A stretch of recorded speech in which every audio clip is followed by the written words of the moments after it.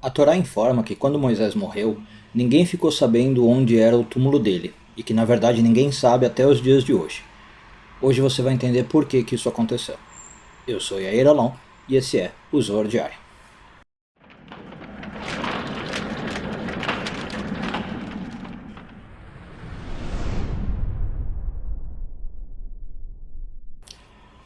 Essa semana continuamos lendo a porção de Vezot Abrahá, que é a última da Torá. Moisés está se despedindo do povo. E no versículo 6 do capítulo 34 de Deuteronômio, a Torá conta que Moisés foi enterrado e ninguém sabe aonde ele foi enterrado até os dias de hoje.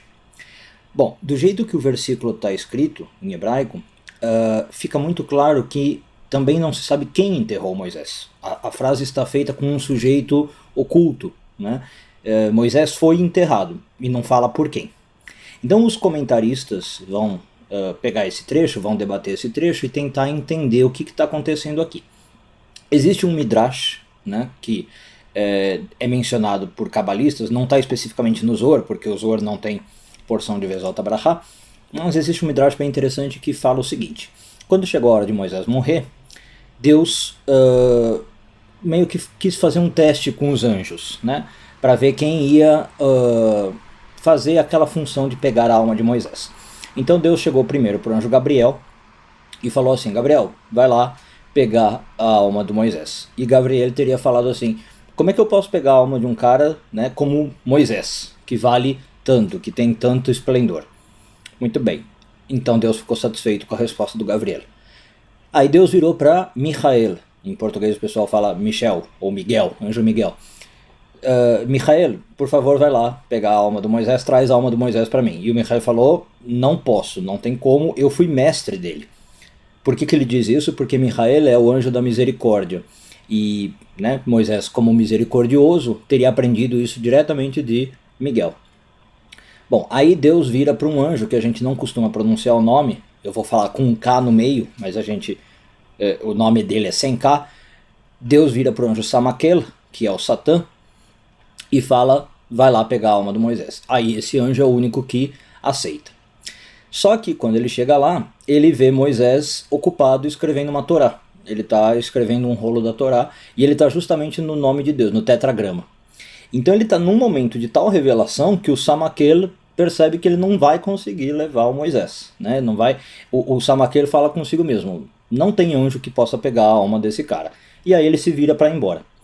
Quando ele está indo embora, o Moisés levanta, né, do texto que ele está escrevendo, percebeu que o Samaquel está lá e pergunta: o que você veio fazer aqui, ô seu perverso, né, seu malvado? Ele falou: eu vim pegar a sua alma. E aí o Moisés fala: mas quem que te mandou?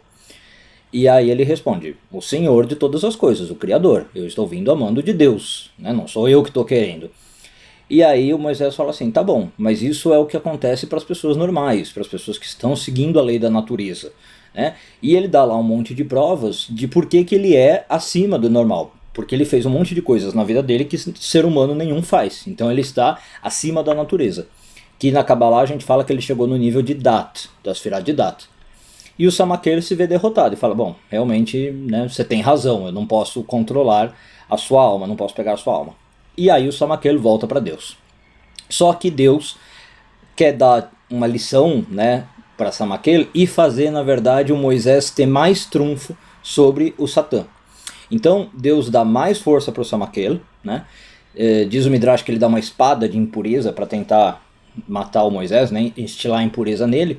E dá então mais força para o Samaquel volta para o Moisés pela segunda vez. E nessa hora o Samaquel vai tentar bater no Moisés com a espada, e o Moisés revida, dá um golpe e cega o Samaquel, diz assim, com a sua luz, né? Com a luz de Moisés. Com a luz que ele tinha, ele acaba cegando o Samaquel sai derrotado. Bom, Deus deu a lição, né? Fez Moisés ser triunfante, inclusive, sobre o Satã e tal, mas Moisés precisa morrer.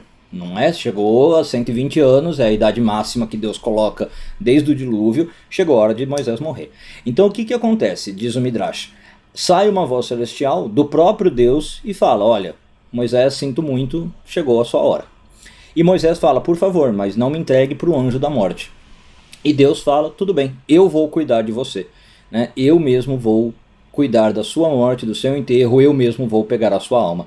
Então quando o versículo lá da Torá fala que Moisés foi enterrado e não fala quem, é porque está falando, na verdade, né, de maneira oculta, que Deus que cuidou do enterro de Moisés. E é por este mesmo motivo que não se sabe até hoje onde o túmulo de Moisés fica, porque não foi nenhum homem que enterrou. Né? Não foi nenhum homem que foi lá, preparou, abriu, fez o funeral. Não, foi só uma coisa entre Deus e Moisés. Deus cuidou do enterro, do sepultamento de Moisés.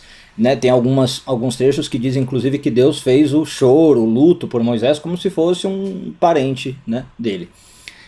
Então é por isso que o versículo não fala quem enterrou Moisés, para deixar implícito ali que é Deus, e também não fala onde Moisés foi enterrado, por isso que até hoje a gente não sabe.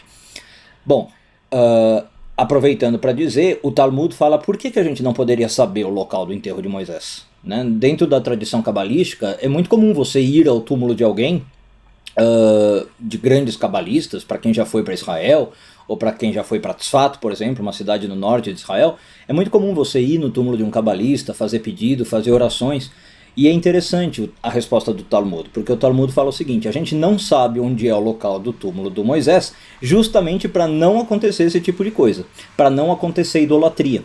O medo é que o povo depois fosse lá e começasse a cultuar Moisés, acender vela, fazer pedido, né? Fizesse de Moisés uma espécie de santo, de coisa assim, que para Kabbalah é extremamente negativo.